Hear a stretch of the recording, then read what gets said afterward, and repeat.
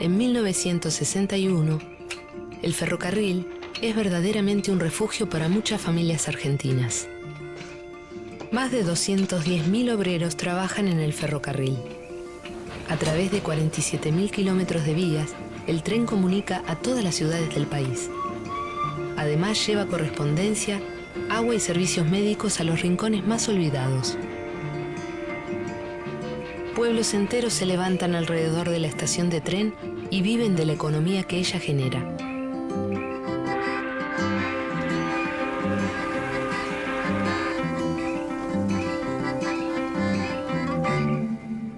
En los planes del presidente Arturo Frondizi está una reforma profunda del sistema de transportes. Mientras ofrece grandes incentivos a las automotrices para que se instalen en la Argentina, negocia con el Banco Mundial la constitución de una comisión de estudios para racionalizar, es decir, achicar el sistema ferroviario. El plan de reestructuración ferroviaria resultante será conocido con el nombre del director de esta comisión, el teniente general norteamericano Larkin.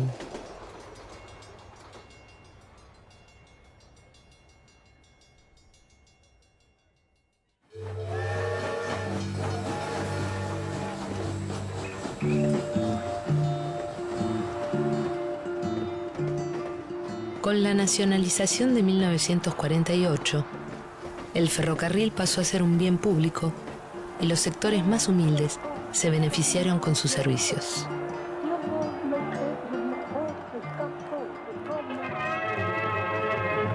La poderosa locomotora diésel eléctrica justicialista fabricada íntegramente en el país arrastra al moderno tren el marplatense, la expresión más acabada de confort en material rodante ferroviario.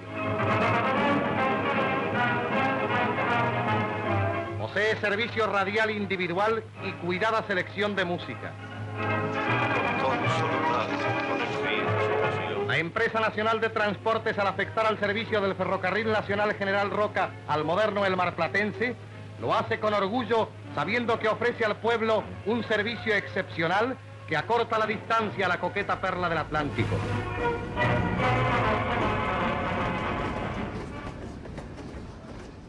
Pero una vez producido el golpe de la Revolución Libertadora, esto comienza a ser minado. Se habla entonces de racionalización de los trenes. La excusa es el déficit que producen las tarifas congeladas para pasajeros y el subsidio de los trenes de carga.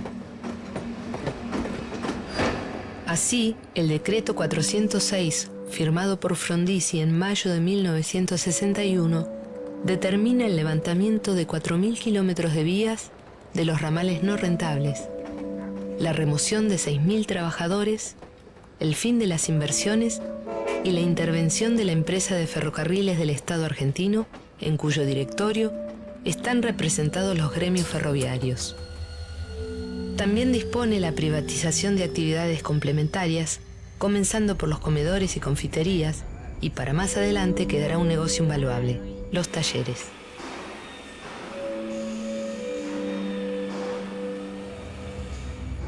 Este sistema ferroviario seguirá siendo nacional y explotado por el Estado, porque es un instrumento vital de soberanía que no puede volver a manos privadas. Pero el Estado no está en condiciones de mantenerlo en la situación actual por una sencilla razón, porque el déficit ferroviario representa casi el 80% del déficit total del presupuesto de la nación. Parece el fin del ferrocarril. Los trabajadores de todo el país, reunidos en la Unión Ferroviaria y la Fraternidad, responden con paros, asambleas y movilizaciones. El ministro de Obras y Servicios Públicos, Arturo Acevedo, contraataca. No habrá aumentos salariales y serán despedidos 70.000 operarios.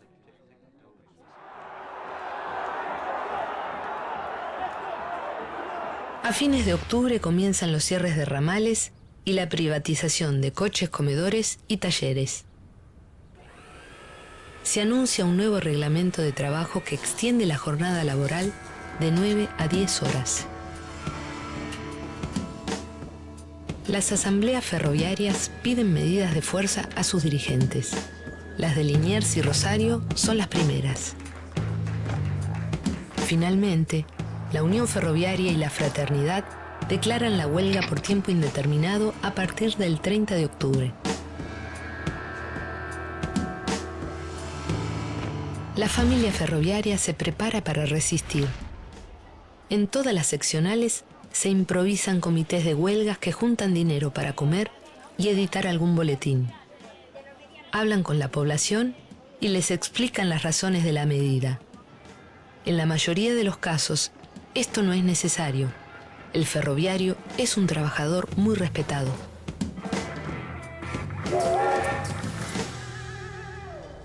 El pueblo apoya a los trabajadores en huelga.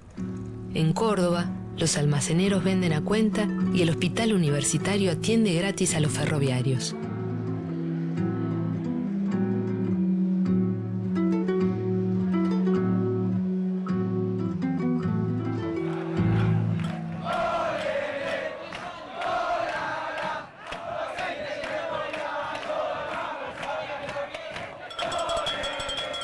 La vida en el caso de los ferroviarios fue cambiando. Se paralizó la máquina, el quehacer de la fragua, y se encendió otro fuego, el de la lucha, un arma del ejército invisible de trabajadores que no destruye ni paraliza. Desde un principio la huelga tiene un altísimo acatamiento. Cerca de 200.000 trabajadores se adhieren y muchos de ellos lo hacen activamente.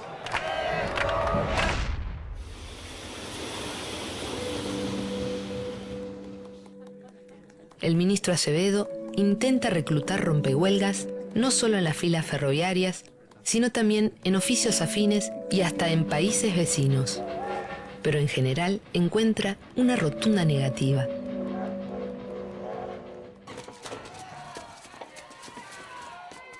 Como si se tratara de una guerra, el gobierno ordena a quienes están en servicio que se presenten a sus puestos.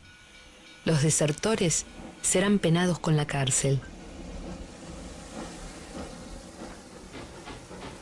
A principios de noviembre, se crea un comando de seguridad del transporte a cargo del jefe de la Policía Federal, el capitán Recaredo Vázquez. Será el encargado de la represión de los ferroviarios.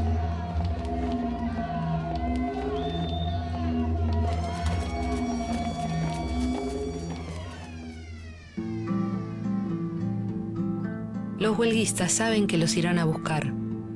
Por eso se esconden en casas de familiares y amigos o se van al medio del campo. Los talleres de Tafí Viejo, Tucumán, tienen una fuerte tradición combativa. Allí funciona el Comando Interseccional Peronista de Obreros del Norte.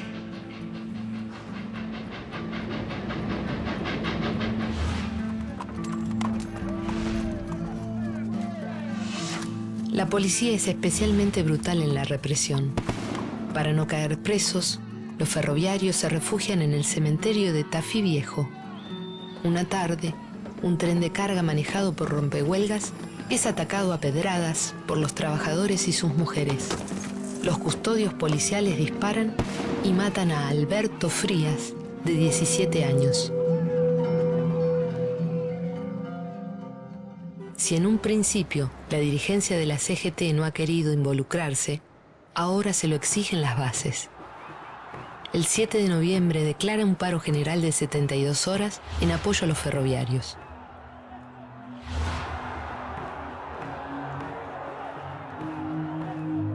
Cuando la huelga se hace para defender el atraso y luchar contra el progreso, para defender la desorganización y luchar contra la racionalización, entonces la huelga deja de ser un arma de protección de los trabajadores para convertirse en el peor enemigo de la clase laboriosa. El país tiene derecho a progresar. Solo la racionalización del transporte podrá abrir una vía libre a la riqueza. El gobierno invierte esfuerzos y una gran suma de dinero en una campaña de desprestigio contra los huelguistas y cuenta con aliados importantes entre los medios de comunicación. Concluido el paro de 72 horas de la CGT, los gremios ferroviarios hablan del 90% de acatamiento en casi todas las ciudades del país. Pero el 10 de noviembre, Clarín titula: La voluntad del pueblo ha derrotado a la huelga. No tuvo repercusión la orden de la CGT. Sin embargo, Clarín publica las que debieran haber sido las tapas del diario de los 3 últimos días. El periódico no ha salido porque sus propios trabajadores adhirieron a la huelga. Se había organizado una manifestación en la avenida Alberdi. La policía montada arremetió sable en mano para disolverla por la fuerza. Los momentos de lógica confusión fueron muchos, y en medio de la escaramuza ondeaba la bandera argentina que los esbirros pretendían arrebatar al compañero portaestandarte, a quien persiguieron en veloz corrida.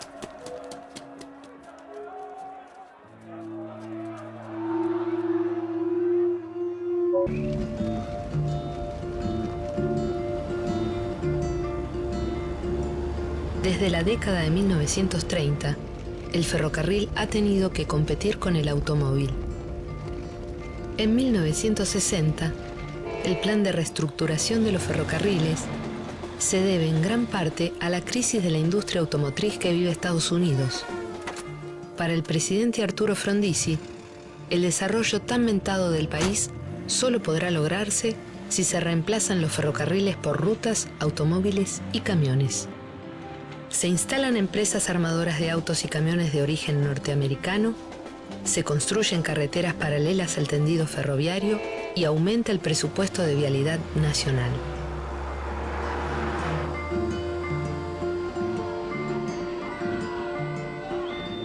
Venado Tuerto, Mechita, El Cadillal, La Madrid. La escena se repite en otros pueblos, ciudades, estaciones. Mujeres que alientan, apedrean, gritan, detienen trenes conducidos por rompehuelgas, curan heridos. Mientras sus compañeros se resguardan de la policía o caen presos, ellas toman el primer puesto de lucha.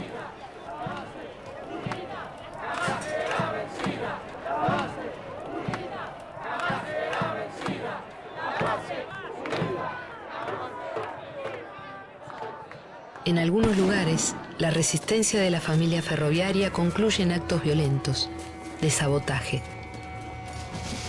Trenes descarrilados, incendiados con bombas Molotov, carneros agredidos por trabajadores indignados que resisten al hambre. Pero no todos los heridos son productos de la represión o de las protestas. Los ferroviarios en huelga se quejan de los accidentes producidos por conductores no profesionales reclutados por el gobierno. Choques de trenes, descarrilamientos, heridos y muertos. El boletín de huelga de la fraternidad se queja.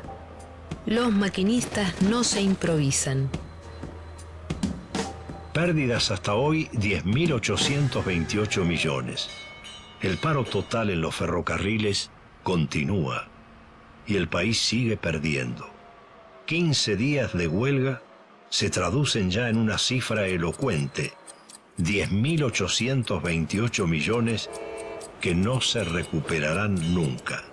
Dentro de 15 días serán 23.382 millones, es decir, una cifra idéntica al déficit ferroviario. A cualquier costo, el gobierno intenta desprestigiar la huelga ferroviaria.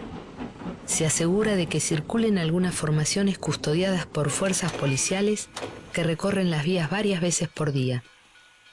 Para ello, el ministro Acevedo y el jefe policial Recaredo Vázquez reclutan por orden militar a aspirantes conductores de trenes que se encuentran haciendo el servicio militar. Pero los soldados se niegan y son castigados. Lo mismo sucede con trabajadores marítimos, ingenieros, taxistas y de otros gremios. Finalmente, las autoridades abren una escuela en Villaluro, donde preparan a los ferroviarios que por imprudencias o delitos han quedado cesantes. Les ofrecen trabajo y absolución por las infracciones cometidas. Hay que honrar la huelga. Estar de paro es estar en estado de dignidad.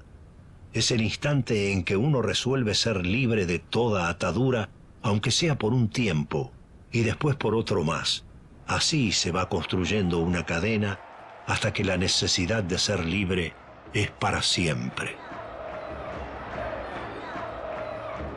Los ferroviarios no saben cuándo terminará el conflicto, pero no están dispuestos a bajar los brazos.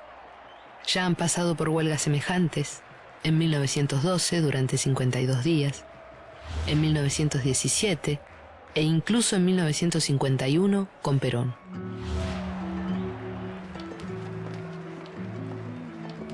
En todos esos casos han salido a defender sus salarios. Esta vez, en 1961, la cosa es distinta. Aquí está en riesgo la misma fuente de trabajo, el ferrocarril que los hace formar parte de una gran familia.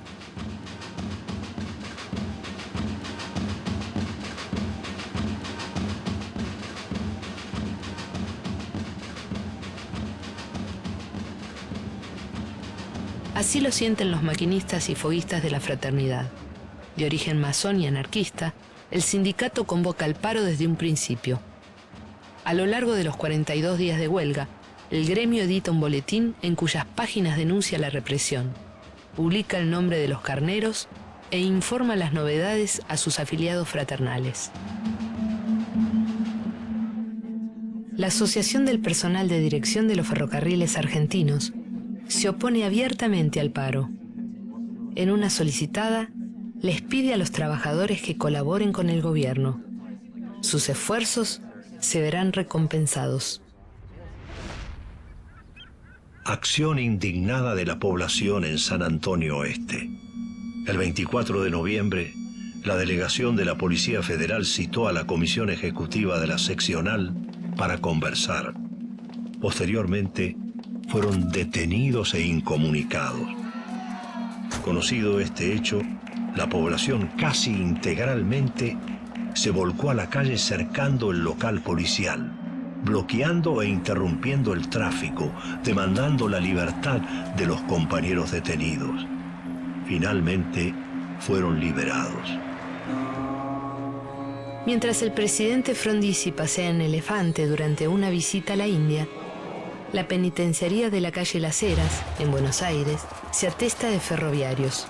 Las autoridades habilitan también el vapor Bruselas para alojar a los cientos de detenidos por la huelga.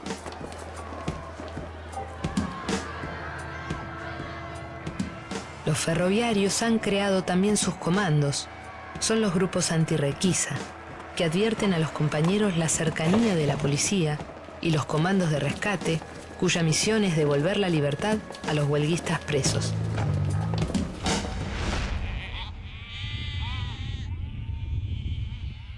A esto conduce la insensibilidad de quienes dejaron abandonado en medio de las vías un convoy de lanares con destino al mercado. No podemos quedar atados indefinidamente a sistemas ferroviarios que son una rémora en el progreso del país. Para algunos, son más importantes 100 lanares que el despido masivo de trabajadores, el levantamiento de kilómetros de ramales, el deterioro de las condiciones de trabajo. Con el objetivo de impedir el desmantelamiento ferroviario de la Argentina, la huelga ha dejado animales varados, cosechas sin distribuir y economías regionales detenidas. Huelga de 42 días para evitar un desguace que llevaría años recomponer. Las cámaras comerciales exigen al gobierno una pronta solución del problema. Por su parte, también los ferroviarios están ansiosos por regresar al trabajo. El clero se ofrece como mediador. El 6 de diciembre de 1961, un acto multitudinario convocado por la CGT ratifica el apoyo popular a los ferroviarios. El cardenal Antonio Caggiano será el mediador entre el gobierno y los huelguistas. El 10 de diciembre, José María Guido, presidente del Senado y en representación de Frondizi, firma un acuerdo con los ferroviarios. Tras 42 días de huelga, los trabajadores levantan la medida.